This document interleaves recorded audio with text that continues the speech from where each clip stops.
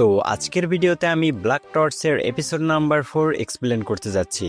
তো আজকের ভিডিওতে একটি ভয়ঙ্কর ফাইট হবে যেটা কিনা কিরিহারা আর জিরোর ভিতরে। এই ফাইটের ফলাফল কি হয় তা জানতে হলে আপনাদের ভিডিওটা শেষ পর্যন্ত দেখতে হবে, আর শেষে একটি বড় সারপ্রাইজ রয়েছে আপনাদের জন্য। তো বেশি কথা না বাড়িয়ে চলুন ভিডিও শুরু করা যাক। এখানে আমরা পর্বে শুরুতেই দেখতে পাই জিরো আজুমা আর কিরিহারা তারা দুজন দুদিকে দাঁড়িয়ে রয়েছে, যেখানে কিনা কিরিহারার হাতে একটি কাঠের সোয়ার্ড ছিল। এটা দেখে জিরো আজুমা শিবাকে প্রশ্ন করে, শিবা ওর হাতে কাঠের সোয়ার্ড কেন? শিবা তখন পুরো বিষয়টা এক্সপ্লেন করে যে কিরিহারা এমন একটি ফ্যামিলি থেকে বিলং করে যেখানে কিনা তারা ছোটবেলা থেকে সোয়ার্ড নিয়ে বড় হয়। তো সে সোয়ার্ড ছাড়া খুব একটা ভালো ফাইট করতে পারে না, এজন্য তার সোয়ার্ড খুবই প্রয়োজন। কিরিহারা তখন জিরোকে বলে, আমার কাছে তো একটি কাঠের সোয়ার্ড আছে, তোমার কাছেও তো একটি হাতিয়ার আছে। এটা শুনে জিরো বলে, তুমি কাকে মিন করতে চাচ্ছ? রাগোকে? রাগো আমার কোনো ওয়েপেন নয়, ও আমার বন্ধু। তো ওকে তুমি এই লড়াই থেকে বাইরে রাখো। এখানে লড়াই হবে আমার আর তোমার ভিতরে, তো মোটেও হোল্ড ব্যাক করবে না, তোমার জান দিয়ে লড়াই করো, তো দেখা যাক কার ভিতরে কত জোর আছে। এরপরে জিরো রাগোকে নিজের শরীরের ভেতরে পাঠিয়ে দেয়। এটা দেখে কিরিহারা তার হাতের কাঠের সোয়ার্ডটাও ফেলে দেয় আর বলে, এখন লড়াই হবে সমানে সমান। তাদের দুজনের এই সকল নাটক দেখে আমাদের গ্যালারিতে থাকা 3 জন দর্শক যারা কিনা প্রচুর বিরক্ত হচ্ছিল। তো ভাই আমরা এই 3 মক্কেলকে সাইডে রেখে ফাইটে ব্যাক আসি, যেখানে কিনা জিরো আজুমা পুরো রেগে মেগে ফায়ার হয়েছিল। সে কিরিহারাকে মারার জন্য তার দিকে দৌড়ে যেতে থাকে। তখন আমরা কিরিহারার বিশেষত্ব জানতে পারি। তাদের ক্লানে 360 ডিগ্রি নজর রাখা মানে সোয়ার্ড ফাইটের জন্য খুবই গুরুত্বপূর্ণ। তাদের কোনো রকমের ব্লাইন্ড স্পট নেই, তারা আসলে তাদের সিক্স সেন্সকে খুব হাই লেভেলের করে ফেলেছে। তো সেজন্য তারা কোনো দিক থেকে অ্যাটাক হলে তারা সেদিকে না তাকিয়েও বুঝতে পারবে যে এই দিক থেকে অ্যাটাক হচ্ছে। আর জিরো যখন আকাশে লাফ দিয়ে তার দিকে পাঞ্চ করার জন্য আসে, সে তার সোয়ার্ড দিয়ে তাকে একটি মুখের উপরে বাড়ি মারে আর সে দূরে উড়ে গিয়ে পড়ে। শিবা তখন নিজে নিজেই চিন্তা করে যে আমি যেমনটা ভেবেছিলাম কিরিহারা তার থেকেও পারফেক্ট, তার ব্লাইন্ড স্পট নেই বললেই চলে। কিরিহারা তখন শিবাকে বলে, বস এই ফাইটটা এখানে শেষ করে দিই, নয়তো বেচারা মরে যাবে, কারণ ও এই অ্যাটাক কয়বার সহ্য করতে পারবে তা আমি নিজেও জানি না। শিবা তখন কিরিহারাকে বলে, বক বক বন্ধ করে তোর পিছনের দিকে তাকা, ওই দেখ ও উঠে দাঁড়িয়ে আছে। জিরো তখন কিরিহারাকে বলে, এই ধরনের ছোটখাটো চোট তো আমি প্রতিদিনই পাই, আমার দাদুর ভয়ঙ্কর ট্রেনিং সহ্য করতে পারলে তোমার এ ধরনের অ্যাটাক তো আমার উপরে কোনো প্রভাবই পড়বে না, তো তুমি সর্বোচ্চ ট্রাই করো আমাকে হারানোর জন্য। এটা শুনে কিরিহারা তার বংশের ঐতিহ্যের প্রশংসা করতে থাকে যে আমাদের বংশের এই সোয়ার্ড আর্ট একদম কিলিং মেশিনের মতো, আমরা এই সোয়ার্ড দিয়ে একটা কাঠের সোয়ার্ড দিয়েও যে কাউকে মেরে ফেলতে পারি অনায়াসে। মানে বংবাং আর কি নিজের প্রশংসা নিজেই করে যাচ্ছিল, যাকে খাঁটি বাংলায় বলে নিজের ঢোল নিজে পিটানো। এরপরে কিরিহারা তার ফাইটিং অ্যাকশনে চলে আসে আর সে আর একটা অ্যাটাক করার জন্য পজিশন নেয়। এটা দেখে জিরো বলে, তো এবার মজা হবে, তুমি এর জন্য তৈরি তো? এই বলে জিরো কিরিহারার দিকে দৌড়ে আসতে থাকে। এটা দেখে ইচিকা বলে, গাধা তুই এভাবে যদি দৌড়ে যাস তাহলে তুই এবারও মার খাবি তা শিওর। শিবা তখন হানাকে বলে, তুমি তোমার ক্যামেরা কিন্তু রেডি রেখো, এটা বেস্ট পার্ট হতে যাচ্ছে। এদিকে কিরিহারা জিরোর উপরে তার সোয়ার্ড দিয়ে স্ট্রাইক করে, কিন্তু জিরো এবার কিরিহারার সোয়ার্ড ভেঙে ফেলে আর তার মুখের উপরে একটি ভয়ঙ্কর পাঞ্চ মারে। এতে কিরিহারার মুখ দিয়ে ব্লিডিং কন্টিনিউ হয়েই যাচ্ছিল। এদিকে শিবা মনে মনে চিন্তা করছিল যে জিরো কতটা স্মার্টলি বিষয়টা হ্যান্ডেল করেছে। প্রথমে একটি স্ট্রাইক নিজের উপরে নিয়েছে আর বুঝেছে যে এই অ্যাটাকের প্রভাব কতটা পড়বে। যখন দেখতে পেরেছে যে না আমি এই অ্যাটাক সহ্য করতে পারবো, তখন সে কিরিহারার অ্যাটাক ডস না করে উল্টো তার উপরেই একটা ঘুষি চড়িয়ে দিয়েছে। এভাবে জিরো আর কিরিহারার ফাইট অনেকক্ষণ ধরে চলতেছিল, যেখানে তারা দুইজনই সমান সমান ছিল। তা দেখে ওখানে সবাই বোর হচ্ছিল, কিন্তু একজন বাদে, সে ছিল হানা। সে ফাইট দেখে আরো ইন্টারেস্টেড হচ্ছিল যে এর ফলাফল কি হতে যাচ্ছে।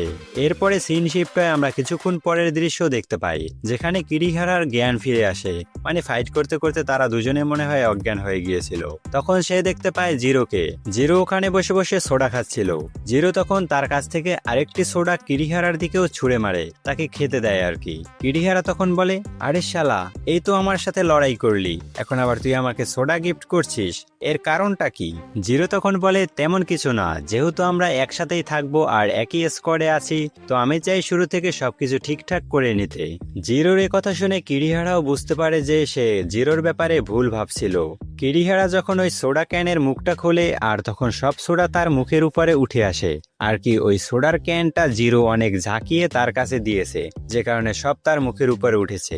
এটা দেখে কিরিহারা বলে, তুমি আসলে বাচ্চা মানুষের মতনই রয়ে গেলে, কিন্তু জিরো তো তার খুব মজা নিচ্ছিল। আর তখন কিরিহারা বাকি সোডাগুলো সব তার মুখের উপরে ছুঁড়ে মারে।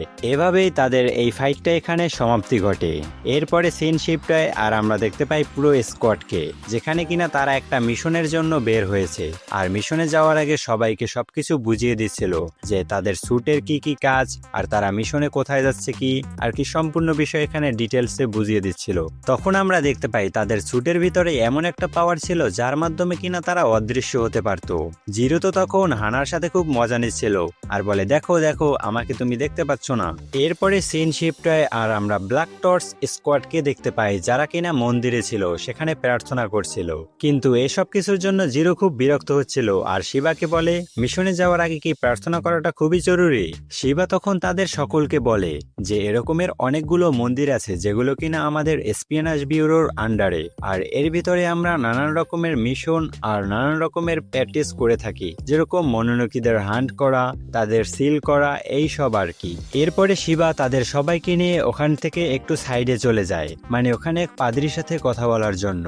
জিরো তখন ওখানে একটি রহস্যময় ছেলেকে লক্ষ্য করে যে কিনা অদ্ভুতভাবে চকলেট খাচ্ছিল। অন্যদিকে ওই মন্দিরের পূজারী শিবাকে বলছিল, তুমি আসবে, আমাকে ইনফর্ম করে আসবে না?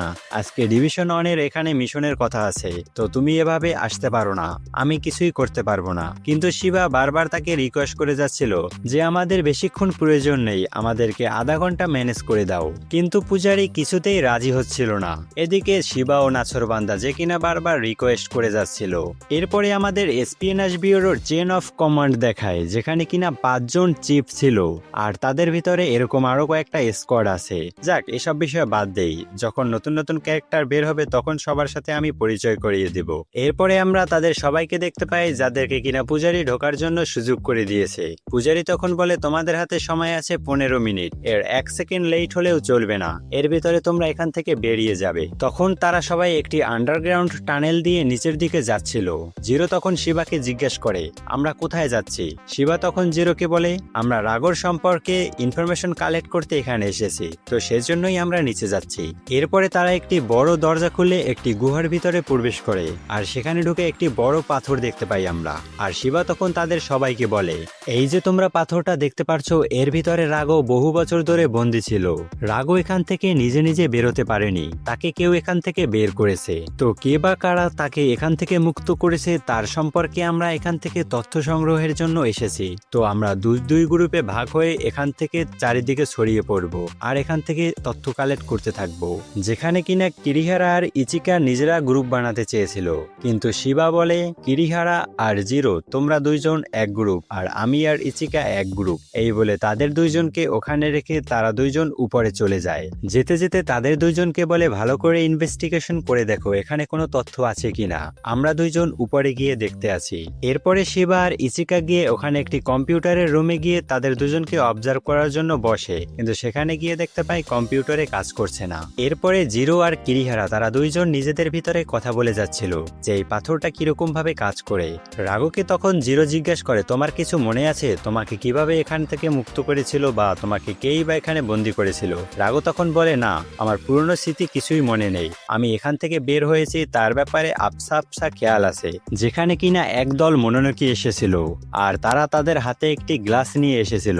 সেখানে থাকা একজন ব্যক্তি আমাকে বলছিল যে, রাগো তুমি আর কতদিন এভাবে বন্দী হয়ে থাকবে, তোমাকে আমরা মুক্ত করার ব্যবস্থা করছি, তুমি বের হয়ে আমাদের সাথে যুক্ত হও, আর নয়তো তুমি তোমার পাওয়ার দিয়ে আমাদেরকে সাহায্য করো। এই মানবজাতি আমাদেরকে অনেক রকমের ভাবে ব্যবহার করেছে, তো তাদেরকে আমরা ভয়ঙ্কর শিক্ষা দিতে চলেছি। একথা শুনে কিরিহারা বুঝতে পারে রাগো যে গ্লাসের কথা বলছে ওটা আসলে ট্যাবলেট। রাগো তখন আরো বলে, সে আরো বলছিল যে আমরা এই দুনিয়ায় ভয়ঙ্কর একটি ডিস্ট্রাকশন নিয়ে আসছি, যেখানে কিনা পুরো পৃথিবীর ভিতরে একটা ভয়ঙ্কর যুদ্ধ লাগিয়ে দেব আর আমাদের মনোনয়ীদের রাজত্ব ফিরিয়ে আনবো আর এই এসপিওনেজ ব্যুরোকে একেবারে ধ্বংস করে দেব। তারা আমাকে মানুষের বিরুদ্ধে নানানভাবে উস্কানোর চেষ্টা করছিল, আর এই গ্রুপটা যখন চলে যায় তখনই আমি এই সিল ব্রেক করে এখান থেকে বের হয়ে পড়ি। একথা শুনে জিরো বলে, আমরা এই গল্প থেকে তো কিছুই জানতে পারলাম না। কিরিহারা তখন জিরোকে জিরোকে থামিয়ে দেয় আর বলে, রাগোর এই কথা থেকে আমরা অনেকগুলো নতুন নতুন ইনফরমেশন জানতে পেরেছি, যে যেমন যারা রাগোকে এখানে ছাড়ানোর জন্য এসেছিল তারা রাগোকে আগে থেকেই জানতো, আর তাদের মূল উদ্দেশ্য হচ্ছে এসপিওনাজ ব্যুরোকে ধ্বংস করে দেওয়া। আরও এভাবে নানান যুক্তি দিয়ে জিরোকে বোঝানোর চেষ্টা করছিল, কিন্তু আমাদের বুড়বাক জিরো, যার কিনা মাথায় এসব কিছুই ঢুকছিল না। জিরো তখন কিরিহারাকে বলে, এই সব বিষয় বাদ দাও, এরপর থেকে আমাদের সামনে যেই আসবে তাকেই আমরা মেরে তার থেকে সব তথ্য বের করে নেব। তার এসব চাইল্ডিশ কথাবার্তা শুনে কিরিহারা তার উপরে রেগে যায় আর তাদের ভিতরে ঝগড়া শুরু হয়ে যায়। রাগও তাদের দুজনের ঝগড়া দেখছিল, আর ঠিক তখনই ওখানে ওই ব্যক্তিটি চলে আসে যে কিনা বাইরে বসে চকলেট খাচ্ছিল। আমরা একটু আগেই একে দেখেছিলাম, মনে আছে তো? কিরিহারা আর জিরো এই মিস্টিরিয়াস লোকটাকে দেখে দরজার সামনে, কিন্তু চোখের পলকে সে তাদের মাঝখানে চলে আসে আর এসে বলে, কি অবস্থা রাগো, তুমি ভালো আছো তো? কিন্তু জিরো আর কিরিহারা বুঝতে পারে যে এ একটা মনোনকি। এরপরে তারা দুজনও অ্যাটাক করে দেয়, কিন্তু তার মুভমেন্ট স্পিড এতটাই ফাস্ট ছিল যে সে অন্য জায়গায় চলে যায়। রাগো তখন জিরোকে সতর্ক করে দেয় যে এ অন্য সব সাধারণ মনোনকিদের থেকে অনেক বেশি শক্তিশালী, তো একটু সাবধানে। কিরিহারা তখন জিরোকে বলে, আমাদের প্রথম মিশনেই আমাদের কিছু একটা করে দেখানোর সুযোগ এসেছে, তো এই সুযোগ হাতছাড়া করতে দেওয়া যাবে না। এরপরে তারা দুইজন তাদের স্যুট অ্যাক্টিভ করে নেয় আর তারা লড়াইয়ের জন্য প্রস্তুত হয়ে যায়। অন্যদিকে আমরা শিবাকে দেখতে পাই যে কিনা ওই আন্ডারগ্রাউন্ড গেটের সামনে যায় আর সেখানে গিয়ে দেখতে পাই দরজার ভিতরে পুরো সিল দিয়ে আটকানো, মানে এখন ওই গেট দিয়ে কেউ প্রবেশ করতে পারবে না। আর ঠিক তখনই ওখানে স্কোয়াড অনের লোকজন চলে আসে, মানে তাদের প্রথম স্কোয়াডের লোকজন চলে আসে যাদের কিনা এখানে আসার কথা ছিল। আর এভাবেই তাদের প্রথম মিশনে গন্ডগোল হতে চলেছে। তো এর মাধ্যমেই এই এপিসোডটা এখানেই শেষ হয়ে যায়। তো এরপরে কি হবে? কিরিহারা আর জিরো তারা দুজন কি ওখান থেকে অক্ষতভাবে বের হতে পারবে, নাকি তারা দুইজন ভয়ঙ্কর বিপদে পড়তে চলেছে? তো জানতে হলে আপনাদের পরবর্তী পর্ব দেখতে হবে। তার জন্য আমার চ্যানেলটিকে সাবস্ক্রাইব করে বেল নোটিফিকেশন অন রাখবেন, যাতে কিনা ভিডিও ছাড়ার সাথে সাথেই আপনার কাছে নোটিফিকেশন চলে যাবে। তো এতক্ষণ ভিডিওটি দেখার জন্য আপনাদের সকলকে অসংখ্য ধন্যবাদ। দেখা হচ্ছে পরবর্তী ভিডিওতে। ততক্ষণ পর্যন্ত ভালো থাকবেন, সুস্থ থাকবেন, ভালো রাখবেন আপনার চারিপাশ।